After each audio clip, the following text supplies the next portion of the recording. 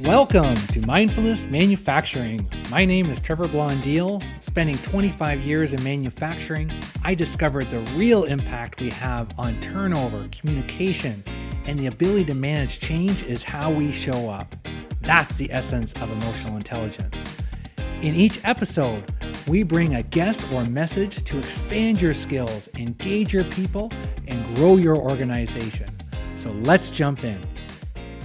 We learn so much on this podcast from great guests who have been working in manufacturing, telling stories, and other experts. And the great part about this, I meet so many amazing people that have started their own manufacturing company, starting at 1.3 million, growing it to 20 million. And what kind of lessons and how do you need to be mindful to do that? Well, my friend, Tonia Jahshan, she started creating and selling her own loose leaf tea product in Canada, about an hour from where I grew up in Ancaster, close to Hamilton. She just started this fast growing Canadian company specializing in home tea parties. And aside from her, this company, she does talks, and that's how I met her. And Tonia, you and I were together last week in New York at a talk. We were, woo! It was exciting. We had such a great time. With Stephen Pivnik. He was the previous guest on the last episode, just launching his book. So thank you, Stephen, for bringing us together and another opportunity. And we started talking about mindfulness manufacturing and having you on the podcast. So Tonia, let's just start. You went from 1.3 million, and how did you make that jump? Oh my gosh. Okay. So I went, we went from 1.3 million when we went on Dragon's Den to over 20 in, I guess about 3 years. That happened because, of Dragon's Den, like Shark Tank in the US, right? We had Mr. Wonderful on our episode. Everyone knows Mr. Wonderful from Shark Tank, and he was originally a dragon. And I will be honest with you, it was the growth was staggering, and to the point where it literally almost killed us, because we knew that the Dragon's Den effect was going to be incredible, but we had no idea how like, first of all, our website crashed. No matter how much backup we had for our website, we had no idea that the traffic would be that incredible. So our website crashed. It was like literally the right before Christmas time. So we aired in September. So we were heading into the Christmas season, and the orders that came in, we didn't have enough stock. We didn't have enough people to fulfill the orders. And so we literally were begging people to come and work for us. I remember I was driving around the bus stops going, looking at young people going, do you need a job? Do you need a part-time job? And it actually worked. We did get a couple of that way, but we did manage it. But it was stressful. And then after, go ahead. I was like, take us back to, for inspiration before the podcast recording, I rewatched your episode of Dragon's Den. Yeah. And just you and your husband, Hadam, were just so composed. And just describe for the listeners, like, what was that experience like? Because you were in the rare situation where you had everybody wanting to work with you. Like, and when I watched you kind of go in the back room and like, how are you guys making that decision? You got like, which dragon? I know, it was tough. And I think what a lot of people don't know, and I always surprise people by this, but that 5-minute clip is actually from an hour and a half interview. They cut that interview up to make it, they edit it the way they want the audience to see it. So we were really kind of worried about how they were going to edit this episode, because we also didn't see it until everyone else saw it as well when it aired. But it was an exciting experience. I have to tell you, I remember we were so nervous. I wasn't nervous. Okay, I'll be honest. I wasn't that nervous. Hadam was extremely nervous. He was extremely nervous about Mr. Wonderful and his comments. But we had put so much work into this, to this pitch. We had a beautiful set, constructed for Dragon's Den, which a lot of people don't do, but we did that. We knew our numbers inside and out. We knew what kind of questions that they tended to ask, because we watched every episode that had ever been aired on the show. So I felt good going in.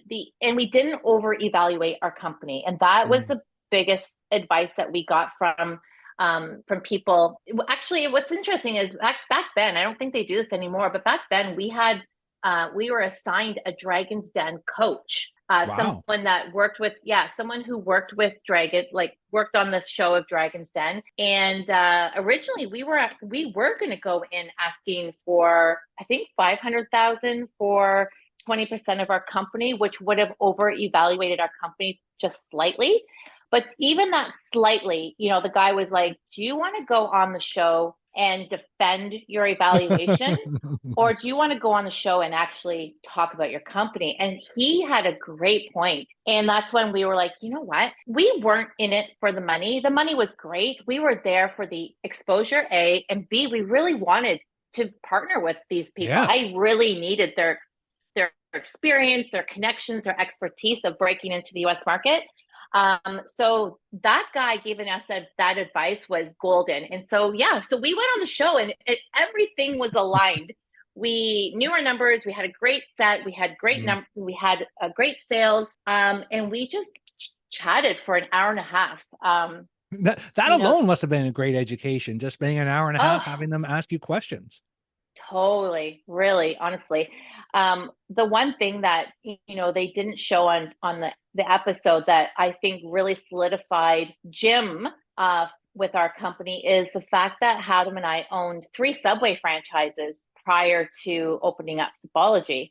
And Jim Treliving is a franchisee, right? He owns Boston Pizzas all across Canada. He owns Mr. Lube's. And he understands, like, owning a franchise is a lot of work. Like, you're everything when you're a franchisee. You're the person sweeping the floors. You're the person doing the books. You're the person making the sandwiches. He's like, I admire and respect that about you guys.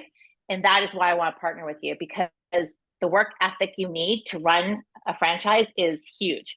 So like a lot of these cool little back things that nobody saw, but that actually really solidified most of why they all wanted in. It wasn't just the company; it was Hadam and I too that they really enjoyed. Oh, that was cool. In the small clips, I could get those vibes. It's like they liked you. Right? Like you came in with a good vibe. You were positive, Hadam was composed. Yeah. You could just, he was probably a lot more nervous. Composed. Yes. No, but it was definitely could see that, you guys were connected so much that they even questioned, are you guys really a couple? I know. It seems like you guys get along way too well running a business together. Oh my God. I know. That was the funniest clip ever, right? There's no way they're really married. David Chilton said that. There's no way they're really married. What's funny is after the show, people would ask us, are you guys really married? Because they didn't believe it either. They still didn't believe it. No. Well, they can believe it now. It wasn't for the show. So, what I'm thinking is sometimes in manufacturing, whether you're working for a bigger corporate group, whether you're working for a family business, sometimes we're pitching. I just worked with a client who was pitching to the Canadian federal government on some automation grants. Like, there's so much that can be taken away from your experience on Dragon's Den to anybody in manufacturing that's looking at that next opportunity to increase their throughput, their line. It really is doing your homework. Like, you watched all the Dragon's Dens. Like, if I'm applying for a grant, am I studying all the other grants that did get it? Like, if I'm pitching to the corporate entity of my manufacturing company, right? Just having those mindsets. Like, sometimes we get so focused on the numbers and sometimes overvaluing. Like, that's another good nugget I took out of what you said, is that there's no benefit in overvaluing. It's only going to catch you in the end. So just people can tell that transparency, right? Do you believe in your product? Do you believe in this process? Do you believe in this capital investment? And do I want to invest with you? Yeah, absolutely. Yeah, they really wanted to, and for the dragons and sharks on Shark Tank, they're really investing in the people. It's not always just about the product. They're investing in the people, because in the end, they're partnering with you. And if they don't like you, or if they don't believe you, then it's not going to work. And that was probably one of the biggest things I've learned too, is that because these guys don't need the money. Let's be frank, right? No. They've got millions and millions of dollars. They're really investing in the people that they believe in. Yeah. And obviously the product helps too. But yeah. Well, yeah, they have that ability to continue to be part of something, to see you grow. And Yes. that's the other nugget I take out of listening to you, Tonia, is the partnership, right? So not only are you looking for approval, if you're looking to get something approved, you want that person, whether it's your corporate group or whether it's a government entity, like you want them to be rooting for you, right? Like Yes. and giving you ideas to make it even better. Oh my gosh, yeah. Yeah. The PR that we got from this for like years after was incredible. I mean, David Chilton being a public speaker himself, he incorporated our story into all of his talks because we were if not still one of his biggest deals on the Dragon Den, right? Like Wow.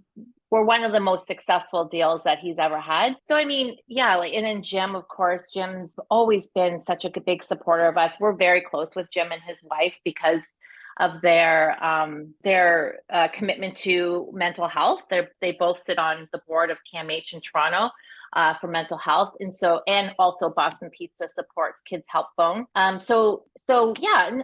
Aside from the partnership of being of having them as investors, they really became really good friends to us too, and are always rooting for us. And that to me is priceless, right? You can't put a price tag on that. That's amazing. No, because I'm thinking in a simple manufacturing shop floor, even if it's just a one building, it's like Yeah. if whoever's making that decision, and if you're looking for that approval, like it's you. It may be robots that we're buying, but we're Yeah. buying our faith in you, and it's the Yes. trust that we've developed. Absolutely.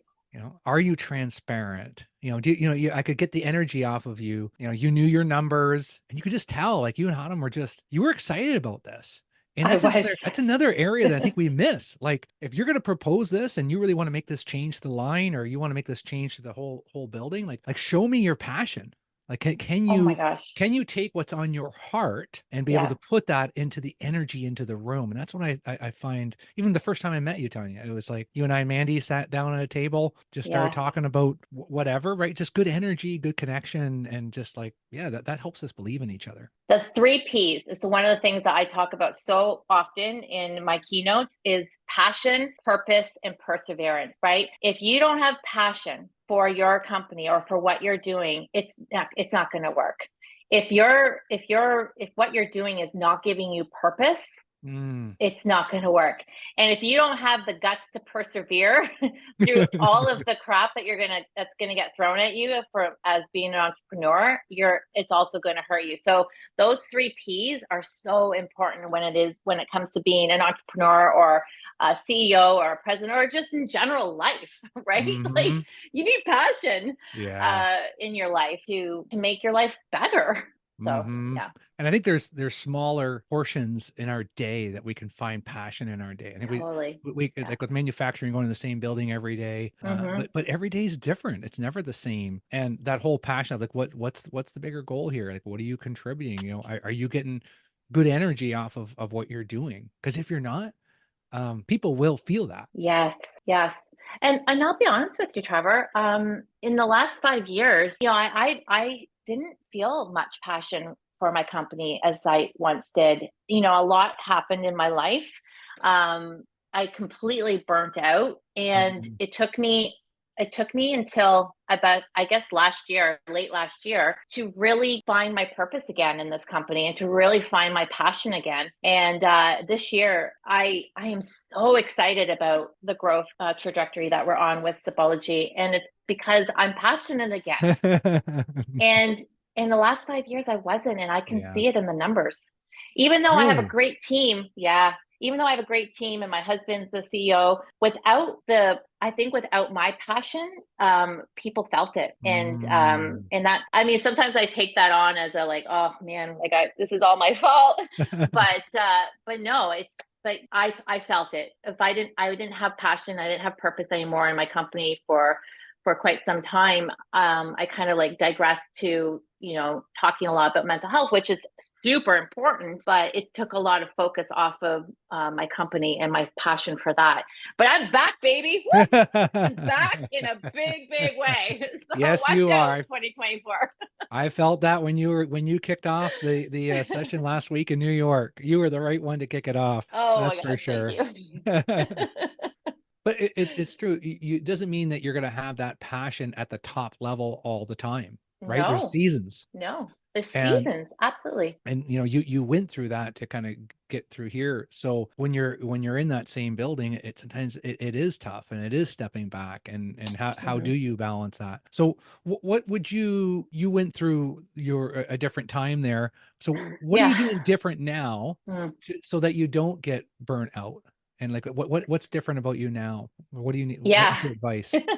Good question, Trevor. I just talked about this with my therapist.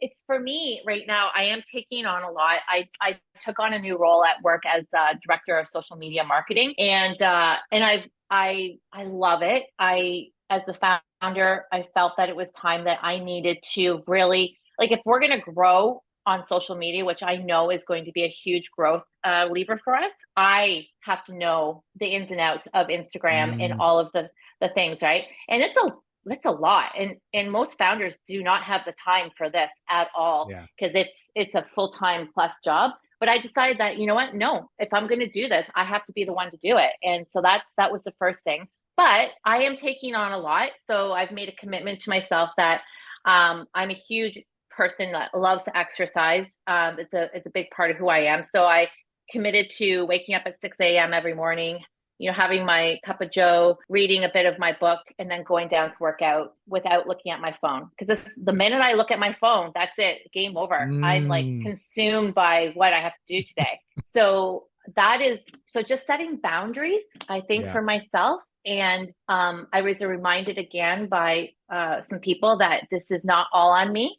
I have a Wow. great team behind me, and that I'm not alone in this. And so I think that those are just the things that I constantly have to remind myself of. Take care of yourself. Okay, work out because it makes you feel good. Yeah. Eat well because that makes you feel good too. And lean on your team, because this isn't all on me. And I sometimes feel like it is, but it's not, right? So I have to change my mindset that way. No, this is not you, just on you. You have a great team behind you. I didn't have that at the beginning. I was just me. It's So crazy because I'm listening to you. It's like, okay, in one way you could think, well, that's basic common sense, right? You got to work out, eat well. yeah, But on the other side, it's rare it's because hard. when we get passionate about what we're doing, we want Hmm. to get right on it. So we'll do the workout at the end of the day. I'd say one out of Exactly. every 100 times that I've said I'm going to work out at the end of the day, I've actually worked out. I hate working out at the end of the day. I'm too tired. So it's I got to be in the morning for me.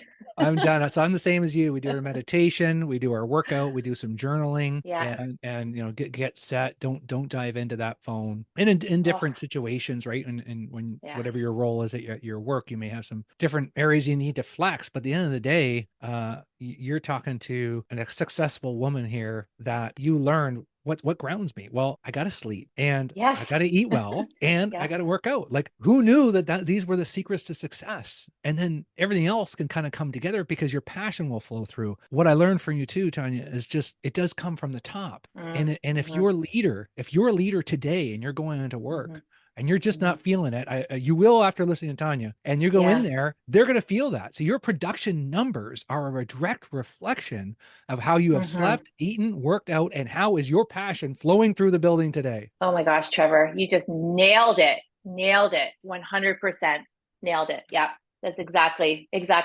That's a good message for leaders in the company for sure. Because I can tell you it affects your numbers for sure. So what do you want the listeners here to leave with here, Tanya? What's the biggest lesson when they say, "Hey, this is what I remember listening to Tanya"? What's the message you want them to be left with? I really want people to understand that they're not alone, right? They're not alone in their journey of success. Whether that's CEO of company, or working for a company, whatever it is, you're an Mhm. entrepreneur. You're not alone in this. Rely on a team if you have a team. If you don't have a team, then find a group of people that you can talk to, like a networking group. I have a lot of really amazing friends who are in business that I can tap into when I'm feeling stressed out. So don't feel alone. There's always someone there that can help you. You know, be passionate, please. Woo! Be passionate about what you're Yes. doing. If you're not, then reconsider what you're doing, Yeah. or like rework things at your company. Find a purpose. Purpose is so important in our life. My purpose is mental health. I'm a huge advocate for women's mental health. I raise a lot of money for women's mental health Mhm. through my company, so that gives me purpose. I supply jobs for a lot of people, which is also gives me a lot of purpose. Mhm.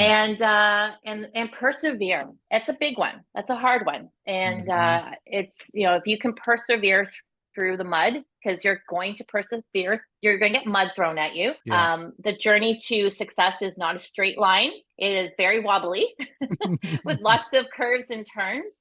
But if you can persevere, things are going to be great. It's going to be great. Mhm. Yeah. As we tie that back to Dragon's Den, the thing I really admired is you really understood the power of partnerships and relationships, right? Yes. Like you knew it was like, I want to partner with a couple of these dragons. I really kind of feel this. You guys reviewed that. And when we get tactical and we slip out of strategic, we forget Mm-hmm. it's not all on us, right? Mm-mm. But it can be if we frame Mm-hmm. it that way. Right. So I hope the listeners, after listening to you, kind of like step back, reframe, and say, who's my partners in this, right? Like, who's my investors?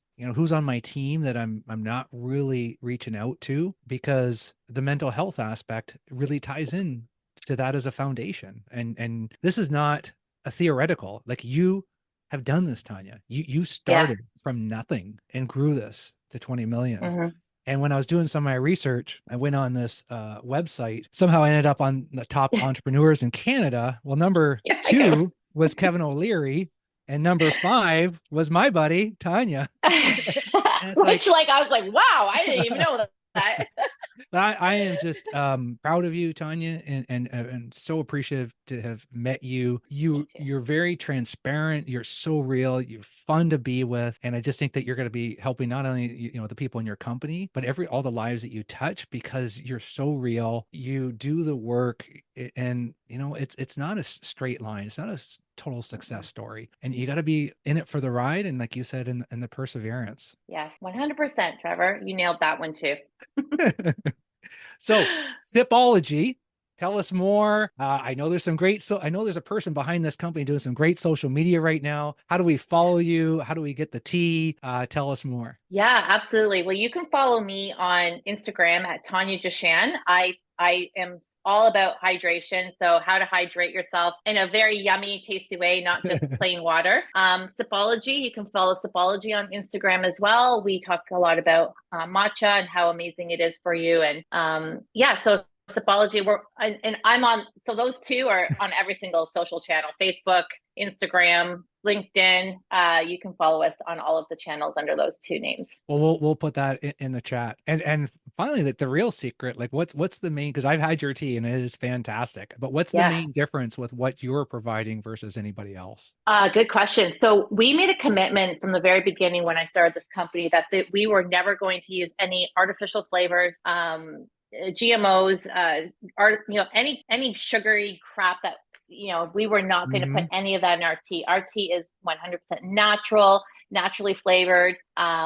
Sugar is like very low on, we hardly have any sugar in our teas. And if we do, it's the second ingredient, and it's usually a stevia leaf. But yeah, we just made a commitment to clean products. Mm. That's what we have made. Yeah. Man, I wish when I had younger kids that Sipology was here, because I just think it's a fantastic. So you and I were just in a hotel there, and you gave us some packets there, and it's like, Yeah. yeah, I'm imagining having my kids at a restaurant where there's Coke, or just Yeah. products of pop and sweet drinks, and here you've Yeah. got something. What I just love is, like, you got the tea leaves and kind of how you have a different process, and then you're using stevia leaves to sweeten it. Yeah. Like, you're not Yes. using this processed fruit Nope. corn syrup or sugar. Mm-mm.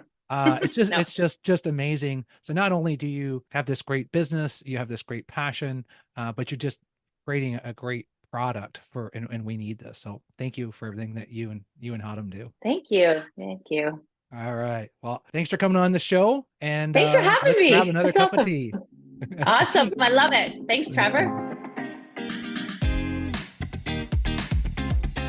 Hey folks, appreciate you taking the time to join us today. If you enjoyed this episode, share it with someone. Haven't subscribed yet? Do it now. Remember, if you want results, the key is increasing your awareness of how you show up.